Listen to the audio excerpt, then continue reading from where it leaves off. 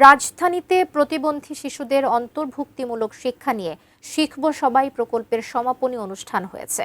বাড়ি থেকে বিদ্যালয় এই মডেলের সাফল্য উদযাপন অনুষ্ঠানে প্রধান অতিথি ছিলেন সমাজসেবা অধিদপ্তরের মহাপরিচালক মোহাম্মদ সাইদুর রহমান। তিনি বলেন, একীভূত শিক্ষা শুধু নীতিগত অঙ্গীকার নয়, এটি একটি দায়িত্ব। সমাজসেবা অধিদপ্তর, প্রাথমিক শিক্ষা অধিদপ্তর এবং অন্যান্য মন্ত্রণালয়কে প্রতিবন্ধী শিশুদের শিক্ষার নিশ্চয়তা দিতে হবে। জাতীয় প্রতিবন্ধী উন্নয়ন ফাউন্ডেশন, প্রাথমিক শিক্ষা অধিদপ্তর, ব্রিটিশ হাইকমিশন, জাতিসংঘ সংস্থা উন্নয়ন সহযোগী, সিভিল সোসাইটি সংগঠন এবং প্রতিবন্ধী ব্যক্তিদের সংগঠনের প্রতিনিধিরা উপস্থিত ছিলেন এখানে।